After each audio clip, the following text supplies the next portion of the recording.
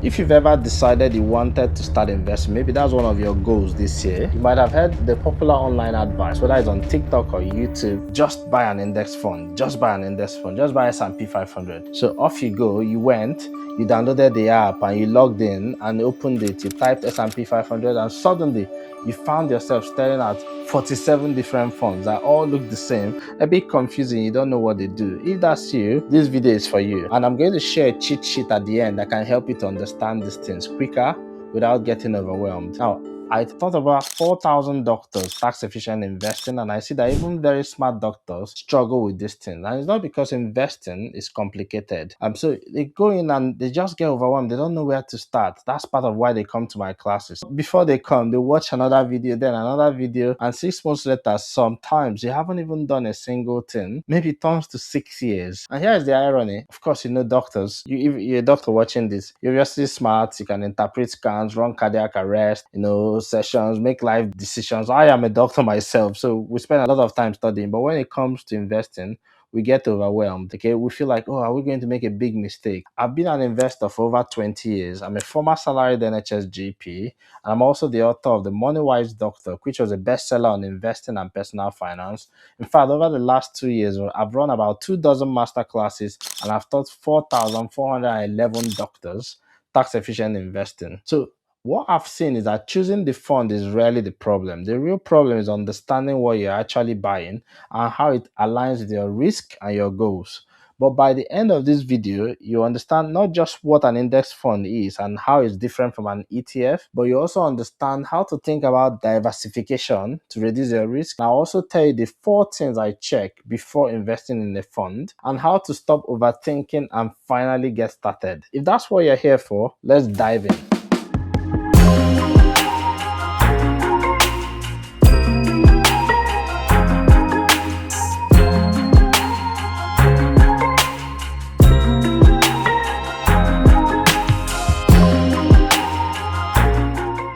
First, what's an index fund? Let's use football to describe index fund. Imagine that I asked you to predict who will win the next Premier League. You could spend hours or days and resources trying to pick the best striker, the best defender, the best manager, the best club. Maybe you're right. Maybe you might pick Arsenal, I don't know. Or maybe you're wrong. Maybe your star player gets injured. Maybe your chosen team has a terrible season. That's a little bit like stock picking. Not exactly the same, but quite similar. So trying to identify the next Apple, the next Nvidia, the next Amazon, can it be done? Of course. I've had experience investing over 20 years and I've done quite well with both individual stocks and funds. Now, some investors do it exceptionally well, but it requires time, patience, research, analysis, boundless patience, and honestly, most busy doctors have neither the time nor the desire to spend evenings building DCF valuation models and reading annual reports. Now, imagine instead you bought the entire Premier League rather than trying to predict which one will win. Every club, every player, every winner, and of course,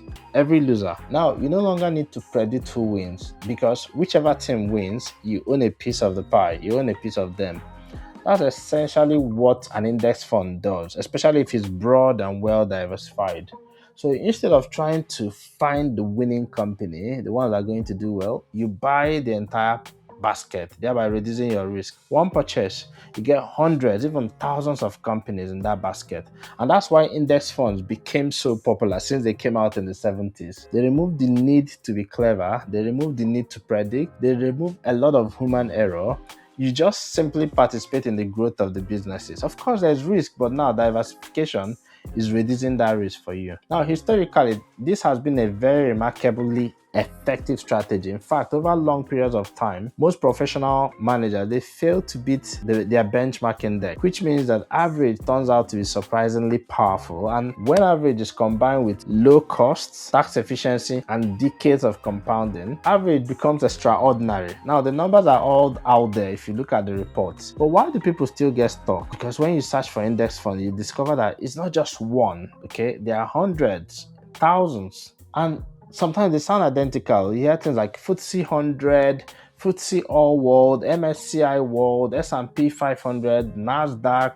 Then you hear terms like accumulation, distribution, ETF, index fund, and suddenly your brain says, I'll come back to this later, which usually means never, or maybe you come back in 6 years time or 10 years, you've lost that time. But the good news is that all funds fall into a small number of categories, and I've prepared a fact sheet that can help you with that. Now, once you understand these categories, the confusion disappears. I'll tell you how to get it. Now, think of investing as moving from concentrated bets to broader baskets. So at one end, there's NASDAQ 100, mostly large US technology companies. There's Microsoft, Apple, Amazon, Nvidia. Fantastic when technology is booming. Painful when technology is struggling. You're making a concentrated bet by doing that investment.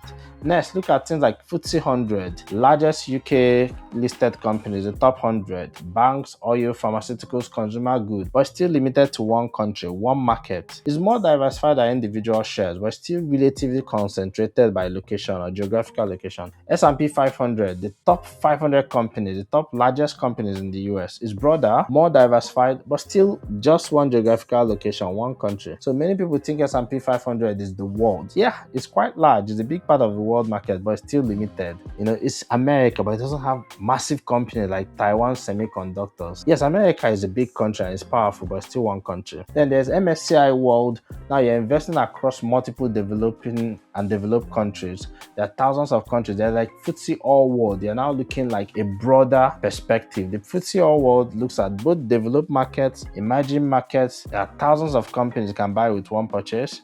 Maximum simplicity, usually like large and medium-sized companies, but it's broad. Now, the less dependent you become on one single country or one sector, one company, the more diversified, the less risk. Now, there are also other categories because some people want to buy thematic funds like AI funds, semiconductors, healthcare, clean energy. So instead of just buying one company that does that, you're buying the index, you're buying like a whole basket. So there are also value-based funds, there are ESG funds, so environmental, social, governance. Of course, there are faith-based investing. For example, I've got like Muslim doctors in our community that prefer Sharia compliant funds. Now, the important point is this: your investment should fit both your financial goals and your personal values, and of course, your time horizon and your risk. Before you make any investment decision this tax year, start by understanding exactly where you currently stand. Most doctors have never had a proper financial health check, not because they're not interested, but because nobody had ever designed a tool that helps to make sense for the specific complexity of doctors' financial life. So I made one. It's called the MedScan Financial Health Score. So it takes about 3 minutes. It helps you to look at your overall financial position across 7 key areas, including tax efficiency, pension, investing, debt management, and financial protection. It gives you a clear score, a breakdown of exactly where you are, where the gaps are, and it's completely free. It takes 3 minutes. So if you head over to moneywisedoctor.com/medscan, or you can check the link in the description to get it. It's 3 minutes. Real clarity, free. So let's look at ETF versus index fund, because that's one thing that some people find confusing, and it's not really that big a difference because the internet makes it sound much more complicated than it really is. There's some differences, but what's the relevance? An index fund just basically describes what you're buying. An ETF describes how it's packaged. Think of it this way: if index investing is the destination, an ETF is simply one of the vehicles that gets you there. So ETF, exchange traded fund, can be traded multiple times. Index fund maybe once a day or twice a day. So ETFs trade throughout the day like shares, while traditional index funds are usually priced once daily. So for long-term investors, does it really matter? The difference matters far less than most people think. The bigger questions are: what does the fund own? What is inside that basket? How diversified is it? And what does it cost? What is it costing you? And will you be able to stick with it long term? Again, another thing that confuses people is accumulation versus distribution. This is actually more important. Most funds come in 2 versions. So there's the accumulation and there's distribution. You might see ACC and DIST. Accumulation funds automatically reinvest your dividends. You don't see the money coming out. It quietly compounds in the background. Distribution funds pay out dividends as cash. Same companies in the basket, the same investment, just different treatment of income. For a doctor, for instance, investing inside ISAs and pensions for long-term growth, you might want to consider accumulation because it keeps things simple and you reinvest, so it helps compounding to happen quicker. Now, there are 4 things I look out for before I invest in a fund. I'll share them with you. Number 1, what does it track? Is it global? or a country like US or UK? Is it a sector like technology or healthcare? Number two, cost. It could be TER, total expense ratio, or OCF, ongoing charges. So this cost can compound over the years and over the decades. They might look small, but costs matter. And don't forget platform fees. They are often more important than many people realize. Some platforms don't charge a fee, so that's great. Three, accumulation or distribution. How are the dividends treated? Is it being reinvested or paid out? Number four, obviously, is tax efficiency. Are you using the right tax efficient pot like your ISA or SIP? Most people spend too much time trying to find the perfect fund. But what is really important here is once you find what you need to invest in, consistency, tax efficiency, and give it time is the best approach. So the biggest mistake is never investing because you're trying to choose the perfect one. So you spend so much time. Now, perfection could be expensive, but progress is actually profitable. So, what should we do next to make it practical? If you're feeling overwhelmed, don't start by looking for the perfect fund. Start by investing in your own financial education, your goals. Figure out your time horizon, your risk tolerance, your values. Then choose a sensible, diversified fund when you learn what you need to do. Because the best fund in the world does absolutely nothing if you never invest it. Now, I've prepared something special. I've done a one-page index fund cheat sheet that can just give you a quick glance, and you can see the different funds, what they do, and a bit of like key jargon buster below here where we explain the terms. So you can download it totally free of charge. Just check the link in the description, click on it, I can download it. I hope it helps you with your journey. Now, if you need more help around these things, you need a bit more hand holding, you want to start investing, but you don't just want to do it alone, you want to do it like with a few other people who really want to get it right, and you need the help of someone who has been investing for years, I'm inviting you to come to my workshop. So we run a tax efficient investing workshop.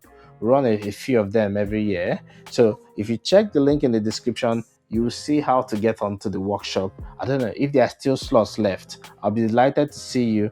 It takes 90 minutes. You get it all sorted. I know that you've started in the right direction without making any costly mistakes.